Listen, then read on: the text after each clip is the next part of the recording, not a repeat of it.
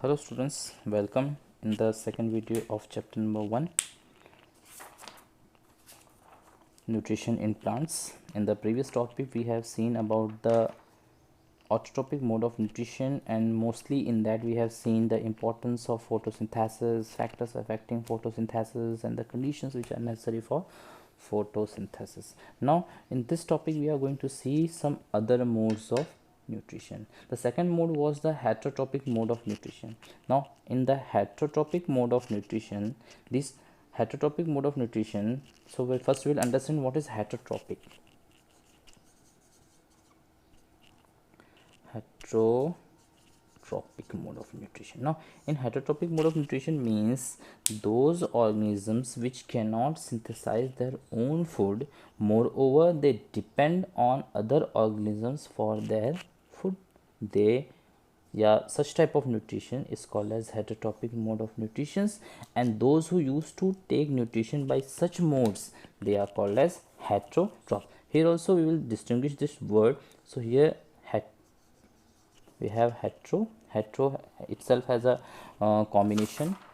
जैसे हमारा ऑटोट्रॉप में था, वैसे हेट्रो में भी अगर हम बात करें तो हेट्रो आपका जो है, इसको भी हम ऐसे ही लिख सकते हैं hetero means here it will be others. वहाँ पे ऑटो मीन्स था सेल्फ, यहाँ पे हेट्रो मीन्स हो जाएगा. ना tropic we can write it as trops as we have written in that. This is also the same form. We can write tropos. Okay, so it is again the word nutrition. Okay, so again the word nutrition. So hetero means others, and tropos means nutrition. So those organisms that are dependent on other organisms for their food, they come under the category of heterotrophic nutrition, heterotrophic modes of nutrition. Clear? Now this is also one of the other mode. One was the autotrophic, now other is the heterotrophic mode. Not only animals but plants are also heterotrophs. Now how? तो अगर heterotroph mode की बात करेंगे तो हमारे पास heterotroph में ये 4 types के modes हैं: saprotrophic nutrition, parasitic nutrition, insectivorous nutrition, and symbiotic nutrition. Clear? Now we will see it all one by one. So first we will see what is your saprotrophic nutrition. Now what is saprotrophic nutrition? Clear?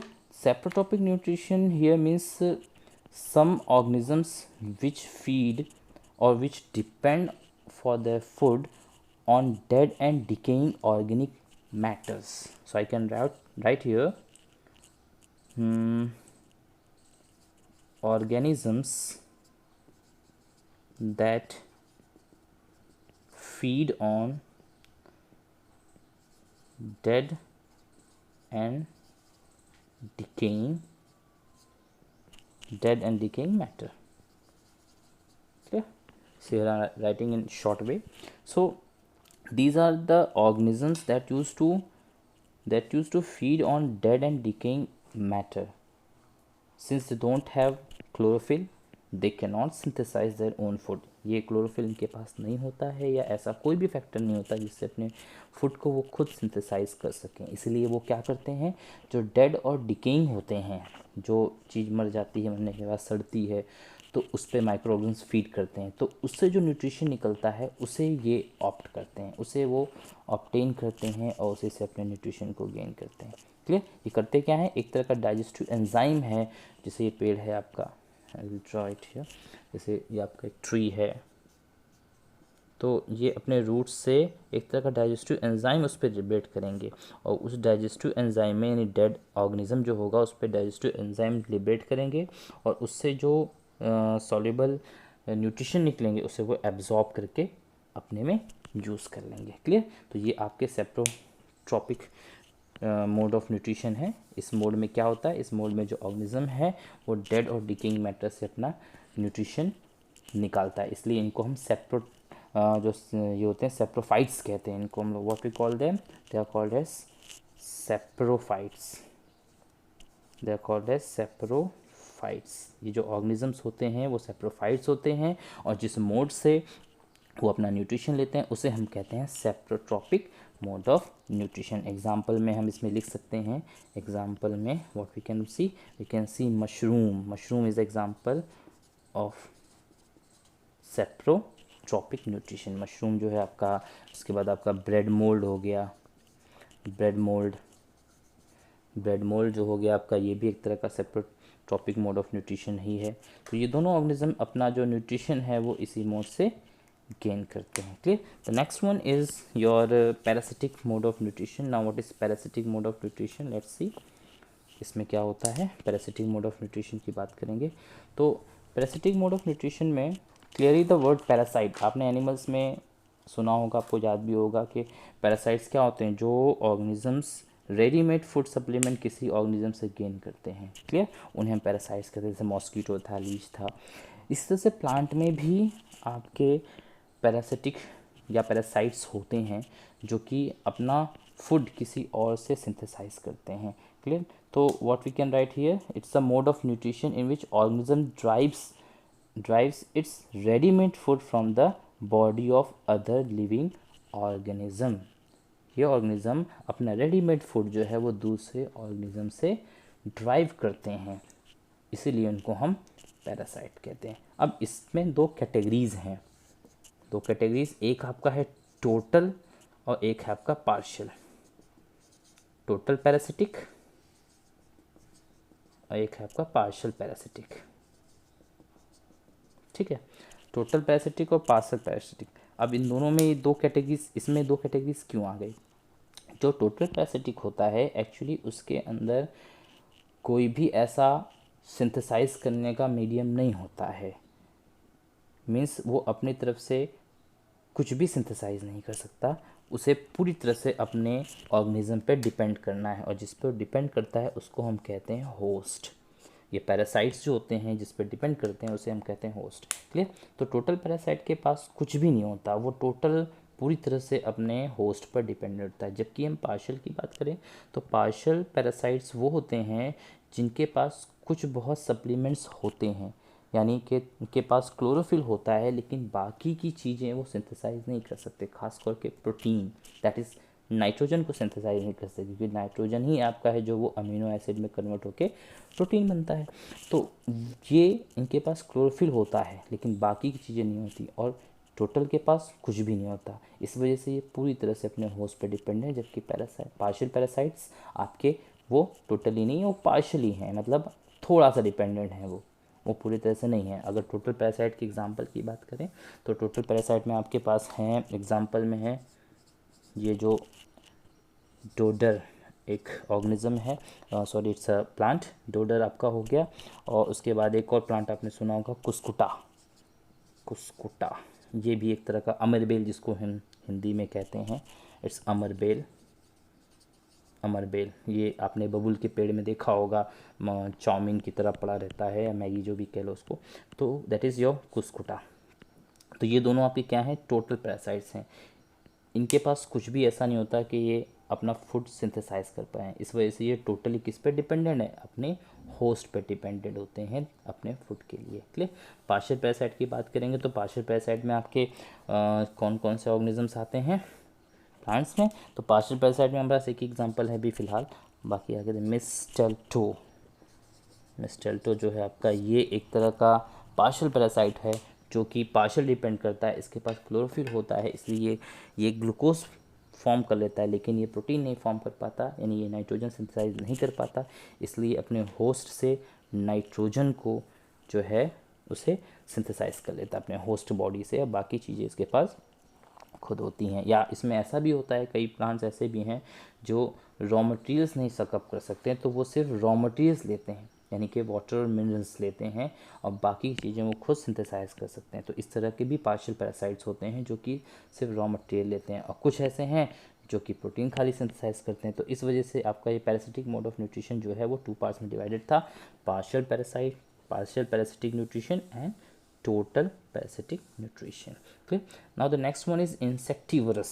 clearly यहाँ पर अगर हम इस word की बात करें तो insectivorous, like we have herbivorous, carnivorous। herbivorous क्या थे, green plants eating animals, carnivorous flesh। तो इसी तरह से insectivorous अगर हम बात करें तो insect eating plant। insectivorous means it is insect eating plants।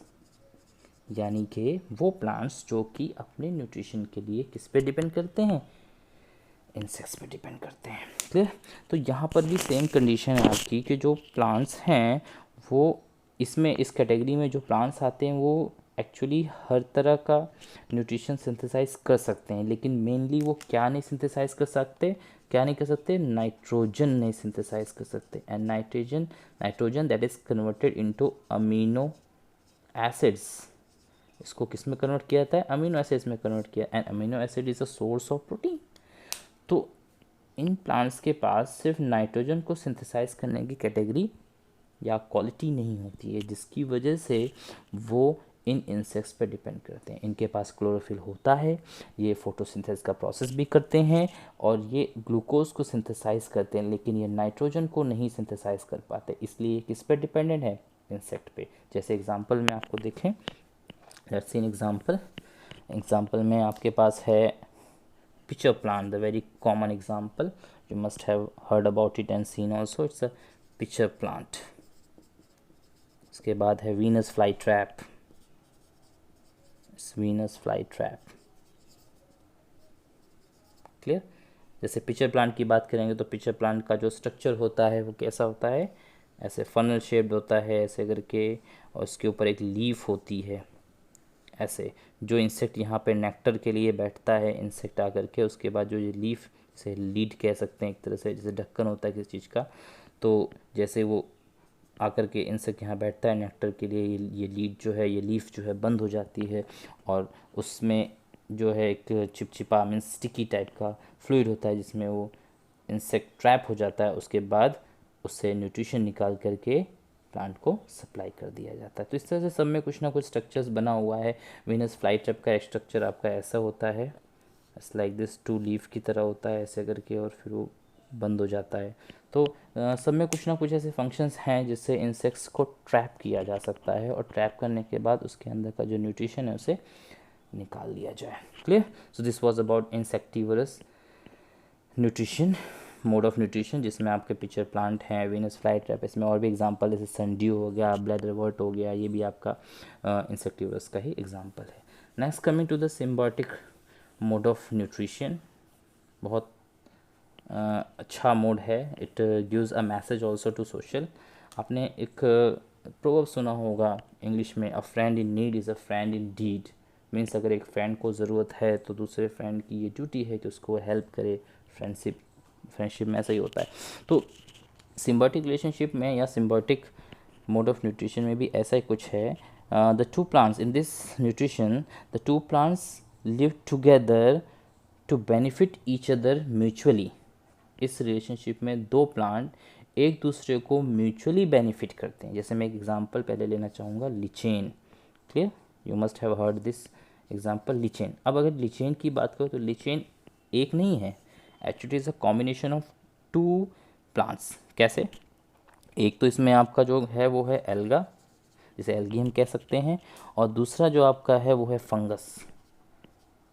Now clearly you know that ये एल्गी इज़ अ ऑटोट्रॉप। यहाँ पर ये आपका ऑटोट्रॉप है, जबकि ये आपका क्या है, ये आपका हेट्रोट्रॉप है। क्लियर। यानी कि जब जिस जगह पर जनरली ये मॉइस्ट जगह पर पाए जाते हैं, तो जिस जगह पर पहले आपकी क्या होती है, एल्गी, मॉइस्चर की वजह से और पानी की होने की वजह से आपकी एल्गी यहाँ पे ग्रो करती है। ठीक है। अब इसी में से कुछ एल्गी ऐसी होती है जो टाइम के अकॉर्डिंग सड़ करके डेड हो जाती है, तो उसी डेड पर ये फंगस ग्रो करना शुरू कर देते हैं, उसी एल्गी के ऊपर। यानी नीचे आपकी एल्गी, एल्गा जिसे हम कह रहे हैं, और ऊपर आपका फंगस, इस तरह से ग्रो कर जाते हैं। और जब ये दोनों आपस में एक दूसरे, अब इस तरह से क्या हो रहा है कि आपका जो फंगस है वह नॉन ग्रीन प्लांट्स है, non green plant, it is a non green plant. Non green plant यानी इसके पास क्लोरोफिल जैसी कोई चीज़ नहीं है जिससे अपने फूड को सिंथेसाइज कर सके। तो ये क्या करता है कि जितना भी, और आपका जो ये एल्गी है ये ग्रीन प्लांट्स में आता है, तो ये पूरी तरह से सिंथेसाइज कर लेता है। तो फंगस क्या करता है, जितने भी सप्लीमेंट है वो अपना इससे लेता है, और इन रिटर्न फंगस पहले एल्गी से ले लिया, और एल्गी को फंगस से क्या मिला रिटर्न में, रिटर्न में जो न्यूट्रिशन, जिसके सड़ने के बाद जो न्यूट्रिशन इससे मिलता है वो एल्गी यूज़ कर लेता है। तो इस तरह से दोनों एक दूसरे को म्यूचुअली बेनिफिट करते हैं, इसका न्यूट्रिशन उसको प्रोवाइड होता है, उसका न्यूट्रिशन इसको प्रोवाइड होता है, और इसीलिए हम इन दोनों के कॉम्बिनेशन को हमने एक वर्ड यूज़ किया है, lichen. So this is the symbiotic relationship, means in this nutrition, two organisms benefit each other mutually to provide the nourishment। दो ऑर्गेनिज्म आपस में एक दूसरे को न्यूट्रिशन प्रोवाइड करने के लिए म्यूचुअली बेनिफिट करते हैं। So this is your symbiotic relationship. Clear. अब इन्हीं सब का यूज़ हम करके हमारे जो सॉइल है एग्रीकल्चर में, उससे हम एनरिच करते हैं, यानी कि इन सभी मोड से जो लास्ट टॉपिक आपका है वो है enrichment of nutrition in soil. Last chapter of this topic is the enrichment of enrichment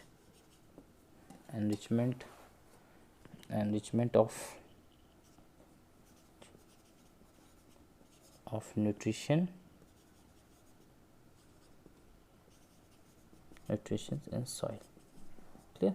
अब सॉइल में कैसे हम लोग, जैसे जनरली एग्रीकल्चर में जब किसी क्रॉप को लेना होता है, किसी क्रॉप का कल्टीवेशन हमको करना होता है, तो पहले हमें सॉइल की जो न्यूट्रिटिव वैल्यू है उसे चेक करनी होती है। तो कैसे हम सॉइल को न्यूट्रिएंट्स प्रोवाइड करेंगे। तो सॉइल को न्यूट्रिशन प्रोवाइड करने के लिए कई सारे हमारे पास मेथड हैं। जैसे हम मैन्यूर्स ऐड करते हैं। मैन्यूज़ आपके जो होते हैं वो ऑर्गेनिक मैटर से, यानी एनिमल वेस्ट, काउ डंग वगैरह से बने होते हैं। हम फर्टिलाइज़र्स प्रोवाइड कर सकते हैं। फर्टिलाइज़र्स जो रेडीमेड मार्केट में जो केमिकल्स होते हैं मिलते हैं हमको, यूरिया, डीएपी, इस तरह की, तो उसे हम यूज़ कर सकते हैं। उसके अलावा हम लेग्यूमिनस प्लांट,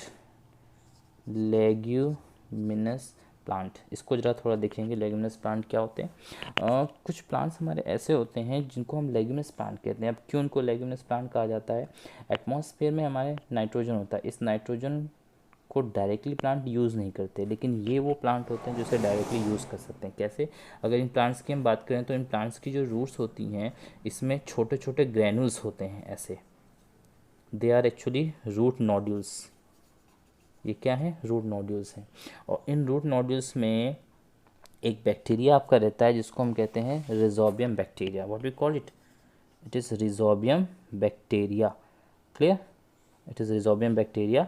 और इस रिजोबियम बैक्टीरिया में एक सबसे बड़ी खासियत होती है कि वो जो है न्यूट्रिशन को सिंथेसाइज कर सकता है, यानी कि नाइट्रोजन को सिंथेसाइज कर सकता है। तो ये लेग्यूमिनस प्लांट हुआ। लेग्यूमिनस प्लांट के रूट में रूट नोड्यूल्स हैं, इस नोड्यूल्स में रिजोबियम बैक्टीरिया। ये रिजोबियम बैक्टीरिया जो फ्री नाइट्रोजन होता है उसे कन्वर्ट करके इसमें स्टोर करता है, सॉइल में स्टोर करता है, सॉइल में फिक्स करता है, जिसे ये प्लांट यूज़ कर लेता है जो उस पर ग्रो कर रहा है।